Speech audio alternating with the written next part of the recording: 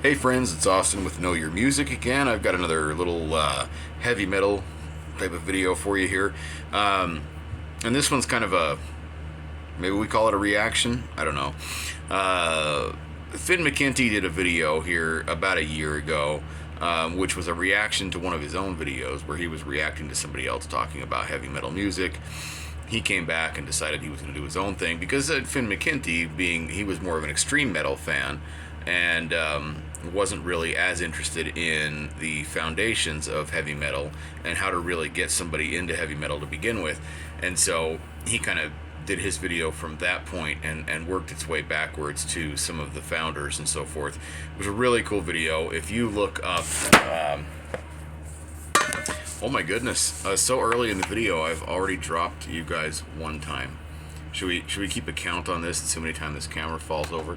Anyway, it's Learning to Like Classic Metal is Finn McKenty's video, so check that one out. He did a terrific job, as he always does. I like watching Finn's videos, especially when he talks about metal stuff. Anyway, what I would like to do is kind of just give you a little bit of a primer on how to get into heavy metal if it's something that you're looking to get into. It's an interesting thing because there's so much of it out there and there's so many different subgenres and things like that, and we've talked about this over a 4-video. I don't want to call it a series because it was just one time. I just chopped it up into 4 videos because my camera kept stopping. But anyway, we've talked about the origins of heavy metal all the way up through the beginnings of the thrash metal days. But what I want to do is kind of just give you just a small primer on where to go if you want to get into heavy metal music. And so what we can do is, it's interesting too, because if you look back into like the 60s where we talked about before, you can look past a little bit of the Cream, the Jimi Hendrix, the Iron Butterfly, the Steppenwolf, the Vanilla Fudge, and that sort of stuff. Grand Funk Railroad, Humble Pie, Nazareth. You really could, as blasphemous as it sounds, you can look past those if you're just trying to start somewhere in heavy metal to get an idea of what exactly it is and really immerse yourself in the heavy metal sounds, so you can branch out into some of the newer and older stuff. The interesting thing is, as I just kind of study again, and I realize that I list all these bands: the Jimi Hendrix Experience, the Iron Butterfly, the Cream, Steppenwolf. It's funny to think that a band like Scorpions was actually put together prior to all these other bands. Scorpions, who would become known as sort of the glam metal, one of the glam metal pioneers, because of their status throughout 80s hard rock and heavy metal.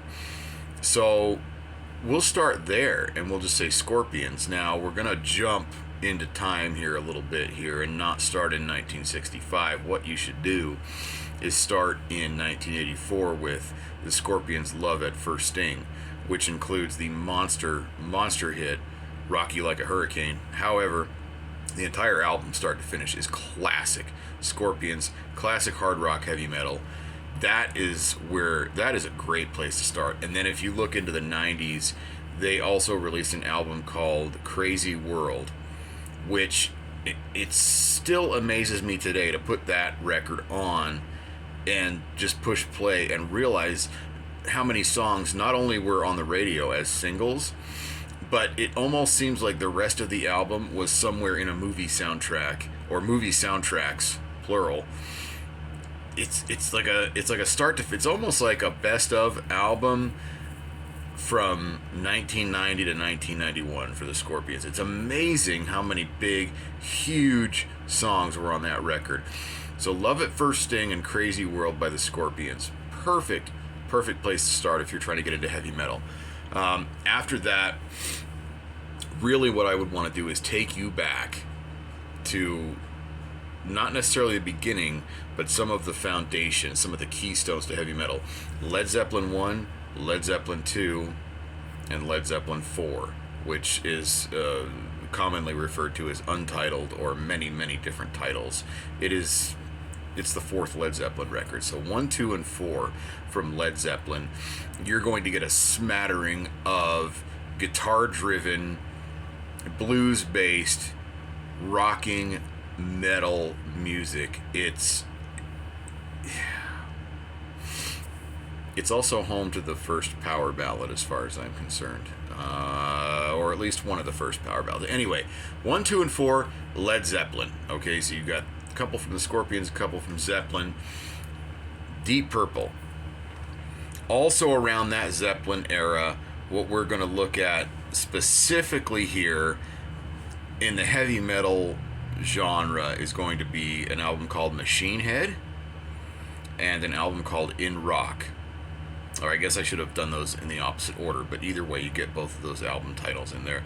You're going to find Purple's biggest radio hits, but what you're going to also find is how Deep Purple was able to put on the radio songs that were heavier, louder, longer than anybody else was doing at that point in time. And they became popular because of that type of music. So as far as heavy metal goes, those two Purple albums are another great place to start, along with their live album Made in Japan, which is absolutely amazing. If we're going to start heavy metal live, that's exactly where you want to start, is Made in Japan by Deep Purple. And then as far as the time frame goes, we also want to mention Judas Priest, even though if you're trying to get into metal to begin with, I would say necessarily not to start with their initial albums. I would probably go into 80s Judas Priest to begin with. Just to kind of run down the list here. Now, Priest has so many records, but if you start with Stained Class, which is also in the States called Hellbent for Leather, which came out in 1978, and then move all the way to British Steel in 1980, Screaming for Vengeance in 1982, and Painkiller in 1990. Those are the Judas Priest albums you would want to focus on to get into metal. And the reason being is because, again, much like Deep Purple, what they've done is they've taken these songs that are harder, heavier, faster, and longer than things that were being played on the radio at the time, and they still got airplay. They pushed their way into rock radio with these songs off of these albums. There's a number of tracks that I could give you that would just identify this era, starting from Painkiller, the title track from their 1990 album, and working their way back. You've got things like You've Got Another Thing Coming. Something else that would probably, I don't know, catch your interest as far as something that as like a starting point would sort of be Delivering the Goods, from, I want to say that was off 1980. Something else would be, I'm sorry, Delivering the Goods was probably back in the 70s. It was probably 78. You've also got Breaking the Law. You've got Metal Gods. You've got United, Living After Midnight. Anything else I can think of off the top of my head here, and maybe even just look through. Like I mentioned, You've Got Another Thing Coming. You've got Electric Eye, things like that. Off of those four Judas Priest albums, those are a terrific starting point if you're trying to get into heavy metal. Now, the obvious choice around this same time frame would be Black Sabbath. Their first self-titled album, Paranoid, Sabbath, Bloody Sabbath, Sabbath 4, it's really hard to sort of take down any albums from Black Sabbath, to kind of go, oh well, maybe this is the one not to listen to. But really, from 71, their third album is Master of Reality, and all the way up to 75, where they've got Sabotage. And then really, if you wanted to jump ahead, you've got Dehumanizer in 1992. So there's a good um, group of Sabbath albums to start with at that point in time. And again, it's just like Judas Priest, where you could just name off so many songs: Paranoid, Iron Man. I mean, name it. Name a track off of any of those albums, and those guys were able to push their way, not even onto popular radio, but so much so onto like underground after midnight rock radio stations, where they just owned it for a long, long time. And the reason, I mean, really, I mean, a lot of people consider Black Sabbath to be the godfathers of heavy metal, and for good reason. So those albums from Sabbath are also a terrific way to start. What I would want to do from that point in time is move into the 80s, where you've got, if you're gonna go metal, so many good albums were released from 1980, 81, and 82. But if you go all the way into 1984 and you grab Metallica's Ride the Lightning, and then 1985, Metallica's Master of Puppets, 1989, was it 89, I think, was Metallica's And Justice for All, and then 1991 was Metallica's self-titled album, or the Black Album. Those 4 records are a standard of heavy metal music, and it gives you a broad range of different styles of heavy metal music at that point in time. You've obviously got the classic thrash metal, you've got what was leaning on progressive metal, and then you've also got a good strong in the 1991 album, exactly what heavy metal should sound like. That is, the standard, the torchbearer for heavy metal music is that Black Album in 1991 by Metallica. After that, so many other bands. Megadeth in 1990 released Rust in Peace, and in 1992 released Countdown to Extinction. Again, Holy Wars, The Punishment Due, Hangar 18, Sweating Bullets, Symphony of Destruction. Those 2 albums are a place to begin. Slayer would be another one. You'll want to dig a little bit further from the beginnings. You don't want to necessarily go back to the beginning until you've really learned heavy metal music, but you can start in the 80s with Slayer, and you can go to South of Heaven, Rain and Blood, and then 1990 you've got Seasons in the Abyss. Those 3 albums are absolute heavy metal from start to finish. And again, like Metallica, they've got the thrash metal in there. They don't necessarily have a progressive metal sound to them at any point in time, except for the title track, The Seasons in the Abyss. That's another great place to start. Then we go to Anthrax. And I realize that this list is now all of a sudden overrun with classic thrash metal bands, but it's the albums in particular that we're looking at here. Persistence of Time from 1990. Going back from there, you've got what is the name of that Anthrax album? Oh my goodness, I can't believe I've forgotten this off the top of my head here. This is actually kind of this is kind of messing with me right now. I'm gonna cheat, and I'm gonna pull up Anthrax, because this is something I know every day off the top of my head until I go to make a video. So we've got Persistence of Time 1990, Among the Living in 1987, and Spreading the Disease in 1985. There, I got them. Okay, those are true thrash metal albums. Again, Anthrax touches on the progressive metal side of things and the darker, sludgier heavy metal side of things in Persistence of Time. And then in 1993 they released The Sound of White Noise. Different lead singer, different structure altogether. That, akin to Metallica's album in 1991, is exactly what you want to hear if you're looking for the definition of heavy metal. The Sound of White Noise by Anthrax. And then